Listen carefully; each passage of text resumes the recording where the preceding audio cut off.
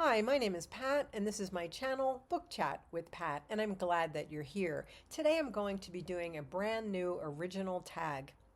This is the Book Confessions tag, and it was created by Becky at Book Reviews with Becky, and I was tagged by Becky. So thank you very much, Becky, for including me in your original tag. There are 10 prompts, 9 prompts that deal with books and reading habits, and the 10th one is to tag others. So, number one, what is an unpopular book opinion or preference that you have?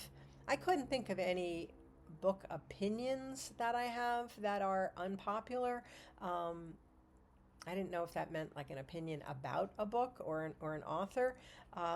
But what did come to mind was that I have a great preference for reading poetry, and I bring poetry to my channel at least once a week. And while I have a number of subscribers who do enjoy my poetry videos, YouTube tells me on a regular basis that my poetry videos are not popular and that they are my least popular videos.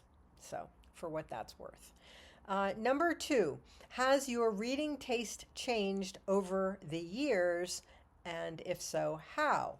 Yes, most definitely. And especially since I have been first watching and then participating in Booktube, my reading has become more diverse. I think I've been a diverse reader most of my life, but there definitely were real gaps in my reading, things that just were missing from my reading.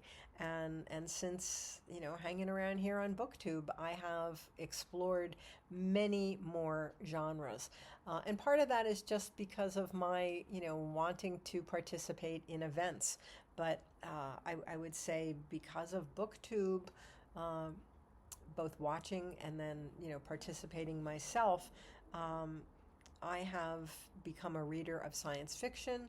I have dabbled in reading horror, and I have recently become a reader of fantasy. And those are genres that I would not have called myself particularly well read in prior to Booktube. Number 3, what genre do you read to get out of a book slump? I guess right now I would say science fiction and or fantasy. Both of those genres help me get out of my own way. They help me get out of my own head, and that's been a good thing. Uh, what are some of your automatic buy authors? I would say Louise Erdrich is certainly one. Louise Penny is another. James McBride, Barbara Kingsolver, and John Irving. I think they are automatic buy authors for me.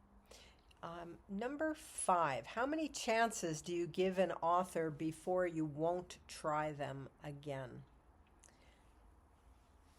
Maybe 2. I mean, if I read a first book and I really don't like it, and I am still encouraged by something to try a second book and it's still not working for me, probably that's all I'm going to read. Number 6, do you have anything you like to do or listen to while you read?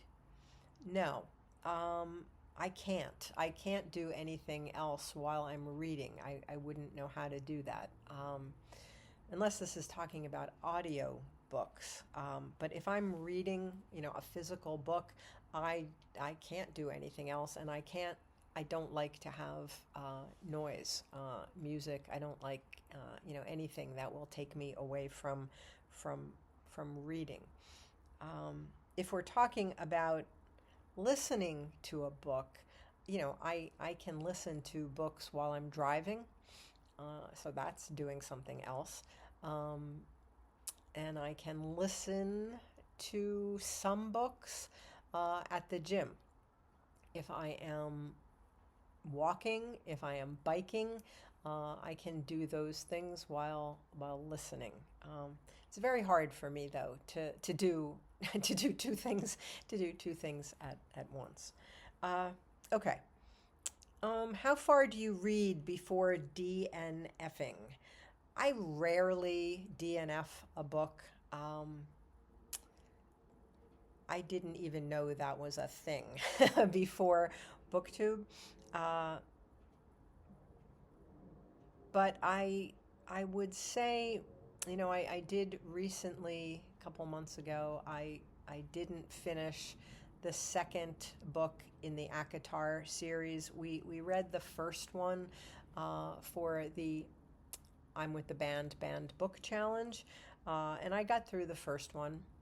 And then we went on to the second one for the I'm with the Band Book Challenge, and I just couldn't do it. I got through about 200 pages, and I wasn't enjoying it, and it wasn't doing anything for me, and it was just making me angry, and I thought, what am I doing this for? So I guess I gave it like 200 pages, but I can't think of anything else that I haven't finished of late. I almost didn't finish the Brothers Karamazov in book 5 because of some just horrific examples of cruelty. But I was several hundred pages into it already. I persevered. I'm still reading it. I'm almost done. I'm in book 11 now, and there are 12 books and an epilogue, so I'm definitely in the home stretch now. So the second ACOTAR book was the only thing I could think of that I've recently not finished, unless somebody on BookTube remembers something else that I talked about not finishing. But it's hard for me to walk away from something once I've started it. Number 8. Do you ever find yourself making the same faces as the characters in the book? I don't know, but I'll bet I have. I can't think of an example, but it sounds like me. It sounds like something I definitely would do. Number 9, rereading. Yes, no, or depends. Yes, most definitely. Because I was a teacher for so long, and I would teach certain books year in and year out, I was certainly rereading those all the time. I wouldn't teach a book that I wasn't actually reading or rereading. So there are many books that I've read many, many times, but there are favorites that I like to reread. Classics certainly stand up well, to rereading. But, even some recent contemporary novels, I like to reread them. I've talked a lot about Leonard and Hungry Paul, which I just read for the first time as a buddy read in December, and I just reread it. I reread it for my in-person book group. And that, was something I had just read a couple months ago, but I love that book. That's a book I will read and reread. It's a comfort book. So yes to rereading, especially classics, but really anything that I've truly loved. And number 10, tag some other booktubers. Well, I tag anybody who's watching this who would like to give this a go. It's a lovely tag. Thank you again, Becky, for including me on your tag. And as I always do, I'm going to tag some people in the notes below. And I hope that you will consider doing this book confessions tag. So, as always, I thank you for watching. I hope that you're doing well. I'll speak with you again soon. Take care.